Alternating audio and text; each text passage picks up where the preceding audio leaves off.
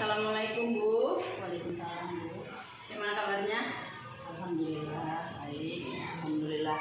Jadi Bu, hari ini kita akan mengadakan percakapan praobservasi sebagai bentuk persiapan awal untuk melakukan pembelajaran agar lebih baik demi untuk memberikan pembelajaran yang terbaik kepada anak-anak nanti. Jadi Bu, mengenai hal ini ada beberapa pertanyaan yang ingin saya tanyakan ke Ibu.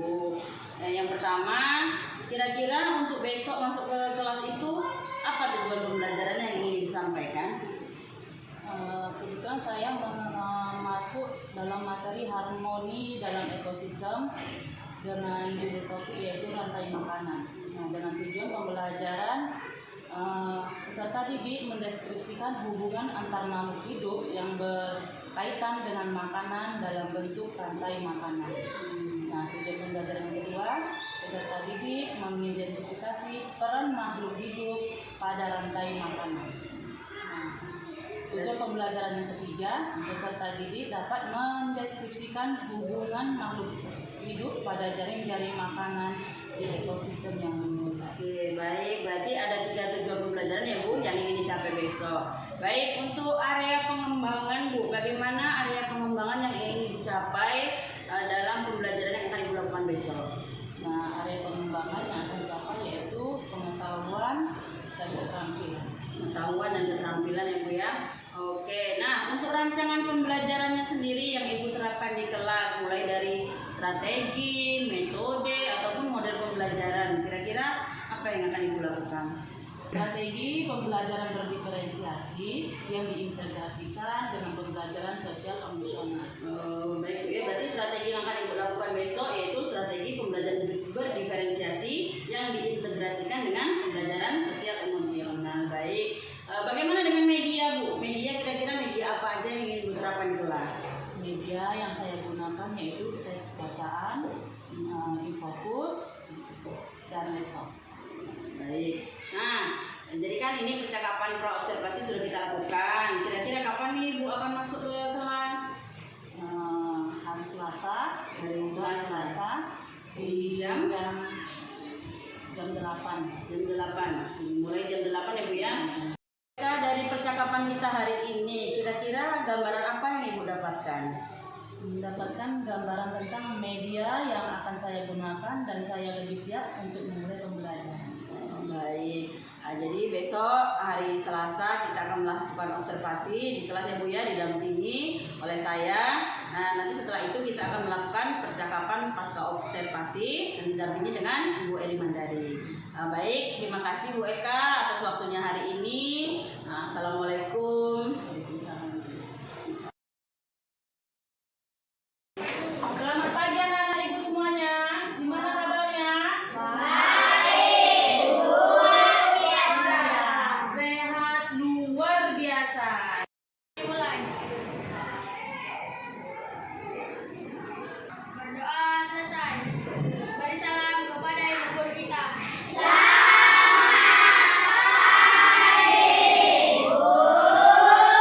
pagi semuanya. Anak-anak Ibu tadi pagi sudah sarapan? Sarapannya makan apa? Makan nasi. Ada yang makan apa lagi? Ikan. Pakai ikan ya. Jadi sebelum berangkat ke sekolah kita harus sarapan dulu supaya kita punya energi untuk belajar di sekolah. Nah, oke, Ibu absen dulu ya. Abeliskia hadir? Agustinus hadir? Oke, siapa yang tidak hadir teman hari ini? Kemana Rizky ya? Izin dia ya. Oke, anak-anak Ibu, coba kita nyanyikan dahulu lagu profil pelajar Pancasila. Ya, 1, 2, 3. Belajar Pancasila, beriman dan bertakwa pada Tuhan Yang Esa, dan bertakwa mulia, berkebijakan kota,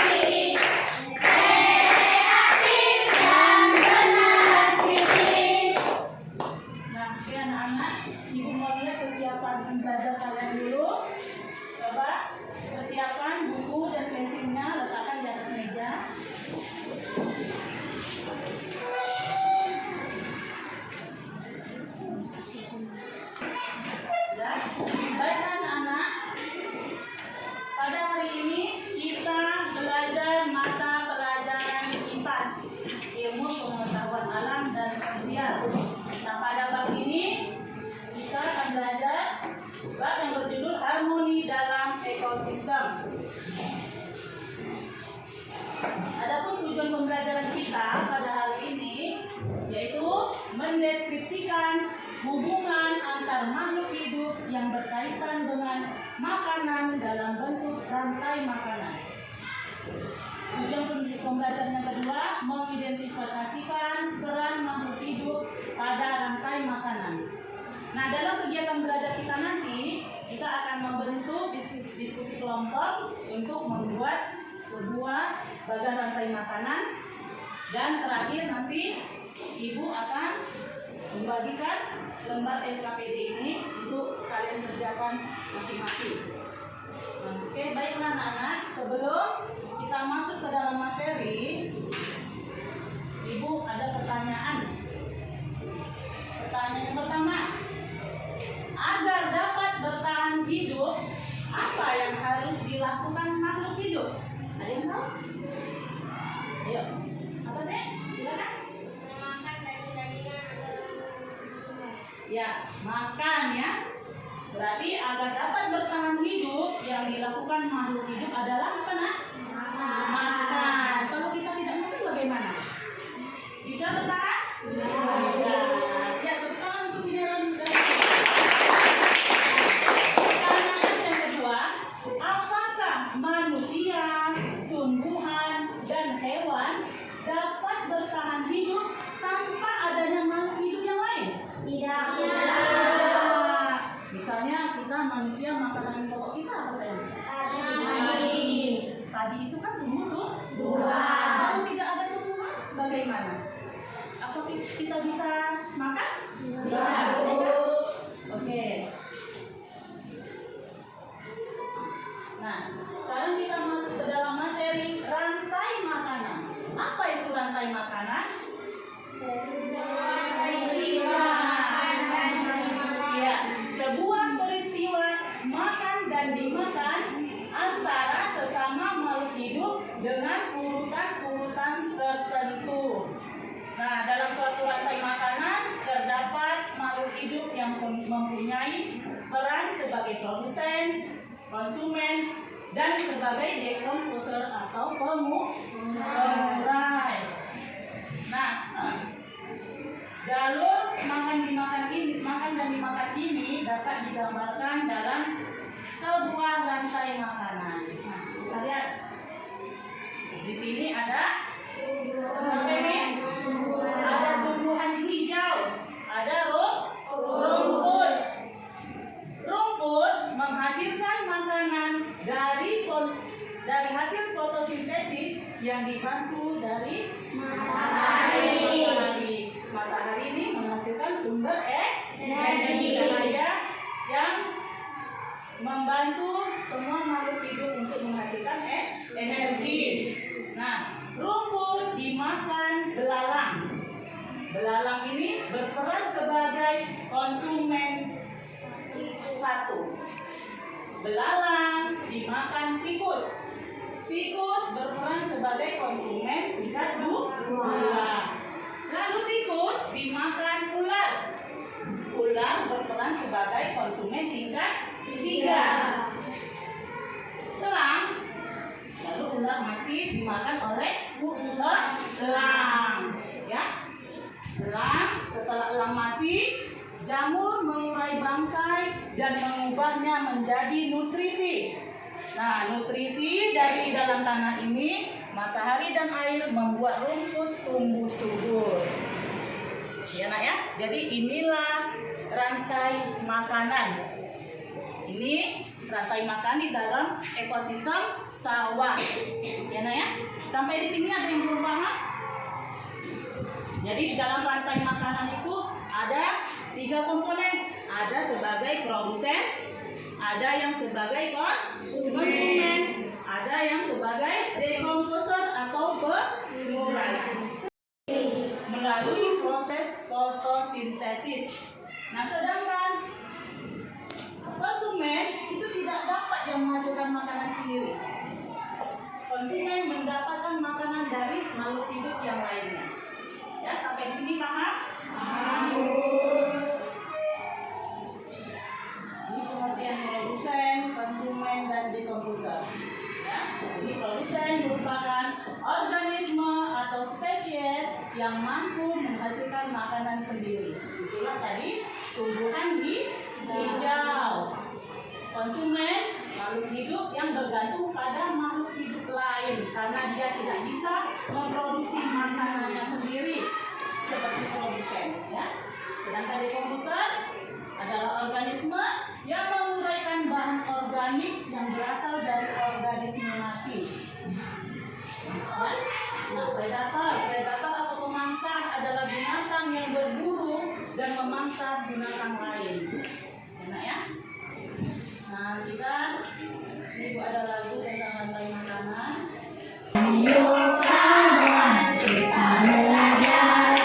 Komponen dalam rantai makanan, Agora, konsumen buah hewan karnivora, juga pengurai gula jamur. Sapi senang telah belajar tentang rantai makanan. Mengerjakan tugas kelompok ya. Ibu akan membagikan kertas-kertas ini. Nanti di sini kamu membuat sebuah rantai makanan, ya.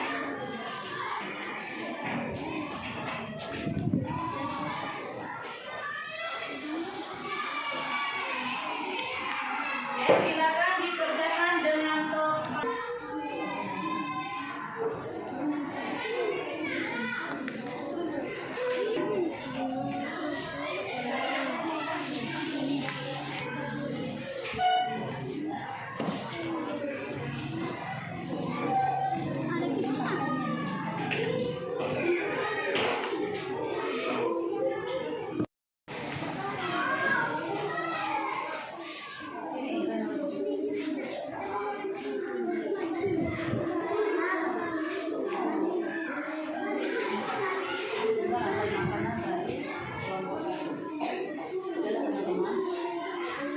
Hai teman-teman, ini mulai makanan dan nomor 1. Jadi, pertama ada tumbuhan yang berperan sebagai produsen. Produsen dimakan oleh sapi, yaitu dia berperan sebagai konsumen 1. Dan sapi dimakan oleh pemakan daging, yaitu harimau oleh konsumen 2. Dan harimau ketika mati dia dimakan oleh burung. Burung ini berperan sebagai konsumen 3. Dan burung mati dijadikanlah jamur. Dia berperan sebagai pengurai. Oke, tepuk tangan untuk kelompok 1. Ini kerjakan masing-masing ya, dijawab dengan tepat.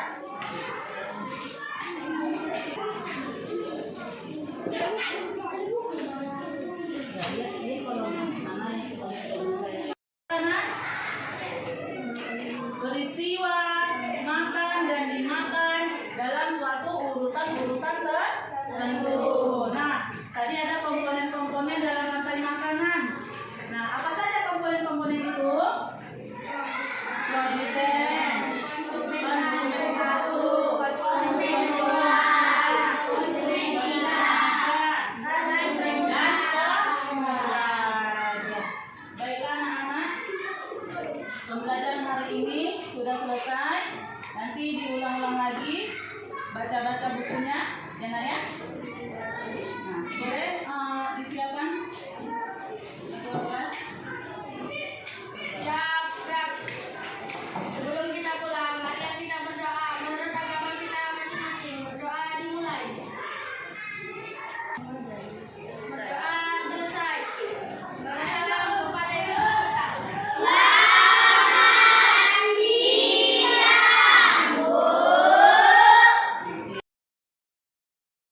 Assalamualaikum Bu Eka. Waalaikumsalam. Sehat? Ibu sehat? Baik Bu Eka, jadi pertemuan kita pada pagi hari ini kita mau melanjutkan dari pertemuan kita yang kemarin. Jadi tujuannya hari ini yaitu observasi. Jadi di kegiatan pasca observasi ini saya sendiri akan memberikan beberapa pertanyaan kepada Ibu terkait kemarin observasi yang telah kita lakukan. Jadi untuk mengevaluasi Bu sejauh mana keberhasilan dari kegiatan yang telah Ibu lakukan kemarin. Nah, jadi Bu, bagaimana perasaan Ibu nih setelah kemarin mengajar di kelas, saya ada di dalam ikut mengobservasi, gimana perasaannya? Perasaan saya senang karena mungkin kita belajar nilai, tapi saya sedikit grogi. Tapi alhamdulillah sudah berjalan dengan baik. Alhamdulillah. Jadi kegiatan kemarin itu sudah ini Bu ya, sudah Ibu laksanakan dengan baik. Terus bisa nggak Ibu ceritakan sedikit tentang area pengembangan yang kemarin sudah Ibu lakukan itu? Area pengembangannya pengetahuan dan keterampilan. Terus bisa diceritakan sedikit Bu tentang langkah-langkahnya? Langkah-langkahnya di kegiatan awal saya mengecek kehadiran siswa, mengecek kesiapan belajar siswa, melakukan persepsi, saya menyampaikan materi melalui dengan proyektor, dan di kegiatan inti di situ siswa melakukan kegiatan belajar kelompok. Setelah mereka selesai mengerjakan diskusi kelompoknya, tiap-tiap kelompok melakukan presentasi hasil dari diskusi kelompoknya, dan kelompok yang lain memberikan tanggapan. Nah, di kegiatan akhir saya melakukan evaluasi dengan memberikan EKPD. Oke, baik, jadi kegiatannya sudah dilaksanakan mulai dari kegiatan persepsi Bu ya, dari mulai Bu menanyakan kabar, menanyakan tentang kehadiran siswa, kemudian Ibu langsung ke materi pembentukan kelompok juga, jadi sudah Ibu laksanakan dengan baik. Oke, jadi kalau menurut Ibu area pengembangan tadi kira-kira sudah Ibu sampaikan dan berhasil dilakukan atau belum? Sudah saya lakukan, tapi masih ada beberapa kekurangan. Begitu ya. Jadi Ibu merasa area pengembangan itu sudah Ibu lakukan dan Ibu sudah berusaha semaksimal mungkin, tapi tentunya masih ada beberapa mungkin hambatan atau mungkin bisa Ibu jelaskan hambatan yang Ibu alami di kelas itu seperti apa? Hambatan yang saya alami, ada beberapa siswa yang kurang aktif dalam belajarnya. Jadi hambatan yang Ibu alami, siswa ada yang kurang aktif, tapi bukan berarti dia nggak ikut belajar Bu ya, hanya saja mungkin kurang terlibat aktif dengan teman-temannya. Terus kalau boleh tahu, kira-kira apa itu yang menyebabkan mereka itu nggak terlalu aktif seperti teman-temannya seperti itu? Dalam pembagian kelompok belajar tadi belum merata, sesuai dengan gaya belajar mereka yang anak yang audiologi, visual, dan sebagainya. Jadi masih ini kan Bu ya, kelompok-kelompok mereka itu belum terfokuskan dengan ini, oh begini ini anak yang cara belajarnya kinestetik, begini yang auditory, berarti Ibu belum membaginya itu secara merata seperti itu. Baik, kalau kita sudah mengerti hambatannya kan tentunya kita tahu nih langkah apa yang akan kita ambil kan seperti itu. Nah, untuk berikutnya kira-kira untuk mengatasi hambatan yang terjadi ini, jadi kan punya solusi nih kan, kira-kira apa yang ini akan Ibu lakukan untuk paling tidak meminimalisir lah hambatan-hambatan yang tadi yang Ibu rasakan itu? Nantinya saya akan menyesuaikan lagi dengan gaya belajar siswa dalam pembagian kelompok belajar tadi. Jadi nanti akan dilakukan penyesuaian lagi Bu ya. Harapannya dengan penyesuaian nanti itu dapat mencapai hasil belajar yang lebih baik seperti itu ya, seperti harapan kita bersama. Baik, kalau menurut Ibu nih langkah-langkah tadi kan akan Ibu lakukan, ini udah nemu nih akan membuat ini seperti ini. Kira-kira kapan nih mau Ibu lakuin? Insyaallah secepatnya saya akan melakukan perubahan.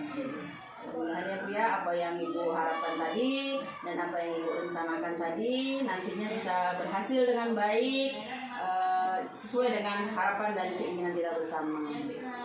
Baik, mungkin berikutnya akan dilanjutkan dengan Ibu pengajar praktik kita, Ibu Mandari. Bisa ini Bu menyampaikan sedikit umpan balik nih tentang proses percakapan yang telah kami lakukan tadi. Mungkin pada Ibu Eli dipersilakan.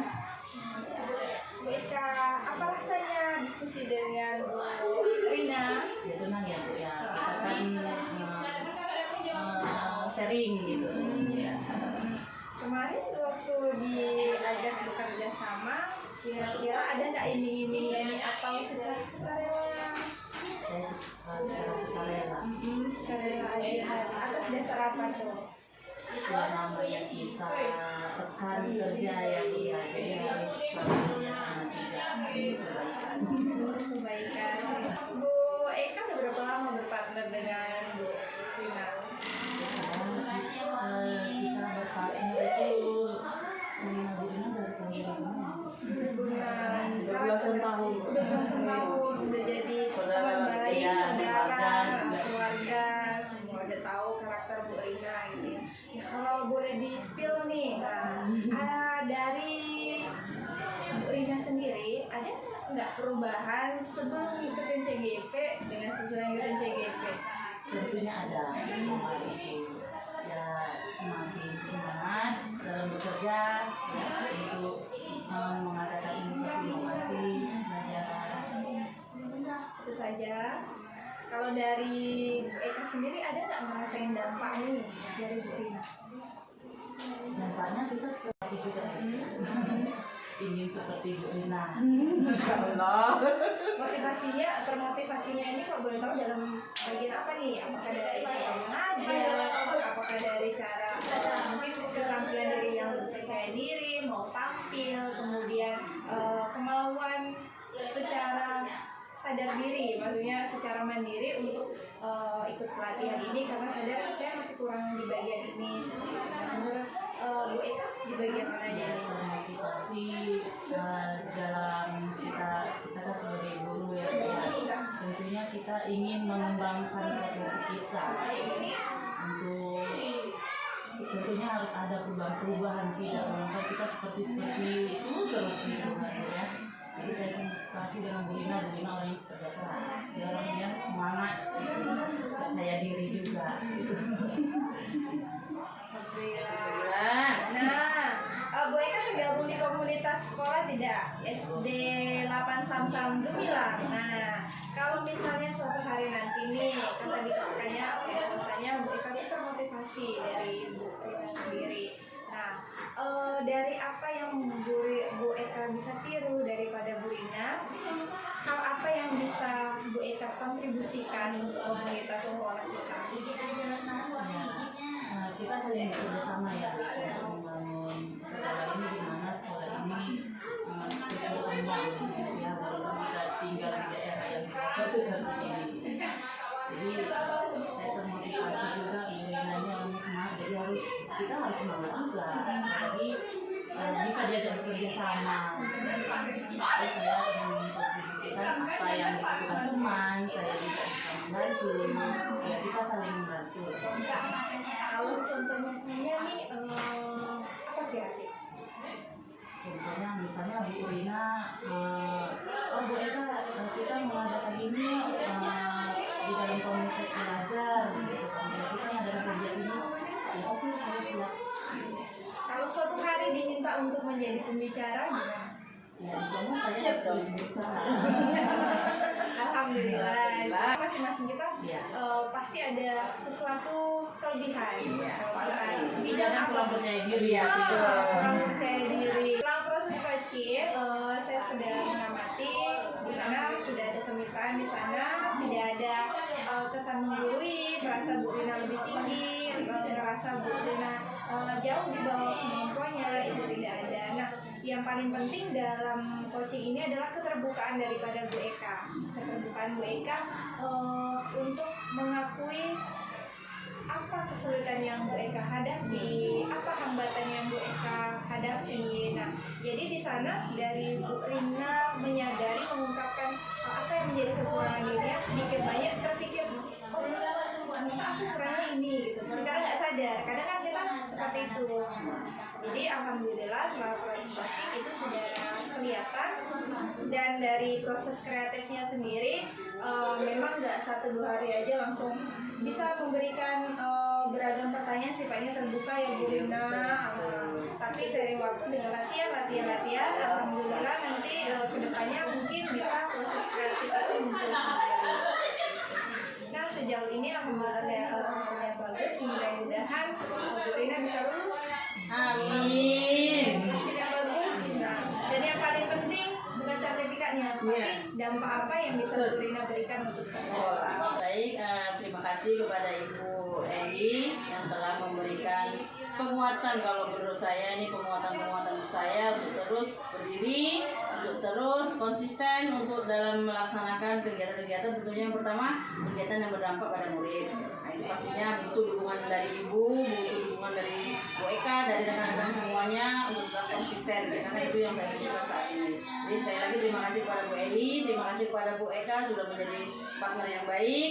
Dan tidak lupa pula kepada Ibu Ariati yang ada di belakang layar. Terima kasih, good job. Mungkin seperti itu dulu. Kita akhiri. Assalamualaikum warahmatullahi wabarakatuh.